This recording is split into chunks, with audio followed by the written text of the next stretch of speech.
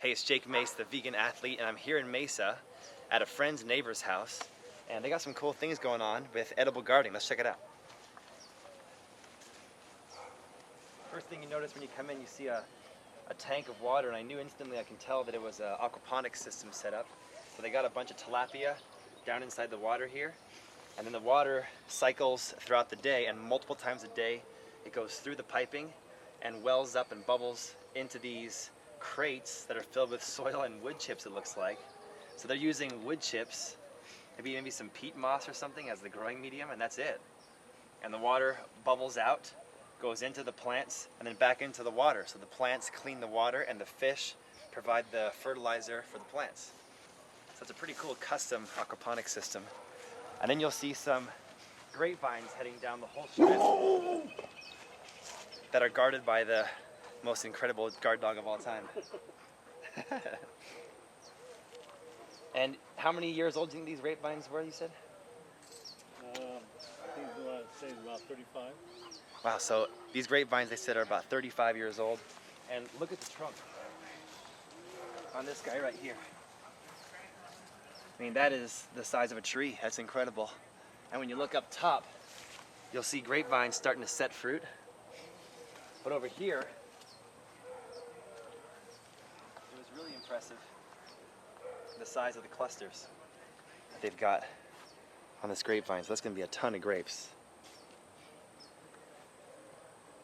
Really incredible. And they have flood irrigation here, so you can see how what's happening right here is there are some blackberry pups coming up from the ground. And these blackberries are probably babies from these guys over here. They probably traveled over this way because they've got a whole strip of blackberries going all the way down. And it looks like growing in the native soil. And this right here looks like San Francisco, like Golden Gate Park to me, where they got just blackberries set everywhere that are green, almost ripe. And they look incredibly prolific, and they're full of thorns. So look at the bees pollinating the flowers. But the coolest part of this yard is this way. Follow me.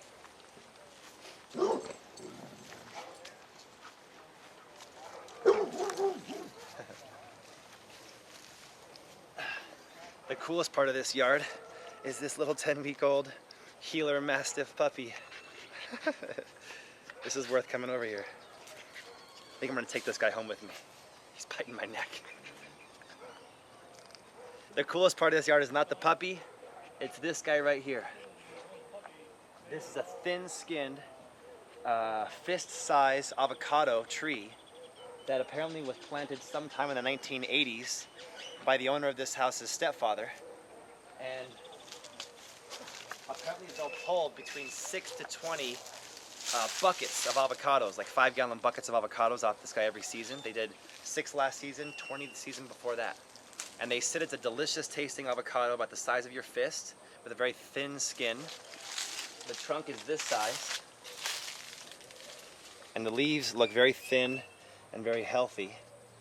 And it's not the time of year for it to fruit, so if you guys smash that thumbs up button for me, that like button, I'll see if I can schmooze my way to coming back over here in the fall and do a follow-up video and show you guys what the actual ripe fruit looks like. And maybe if I'm lucky, if I bring him something delicious to eat, maybe he'll let me try one and taste one. But what's cool is that they're trying their hand at propagating some other types of avocados on this mother tree. So they've got some Mexicola and some Aravaipa avocados, and they're seeing if the Aravaipa and the Mexicola will take off this mother tree. If you guys want to see the video of me planting some little Aravaipa avocados, which is the Arizona native avocado, click right there, that button, and check out that video. It's already got a few thousand views. I want to thank my friend and his neighbor for having me over, and this is really exciting because it just shows that in the Phoenix area, avocados can grow, and they're growing in the native soil without too much mulch. So I'm sure that if we take some care, mulch this guy, put some nutrients down, that we can do avocados too.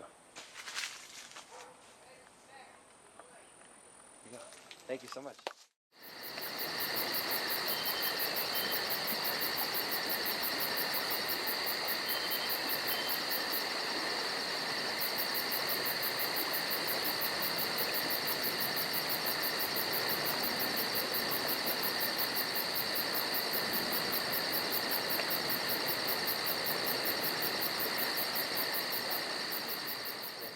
feather. Probably hasn't changed to get into what happened. Right.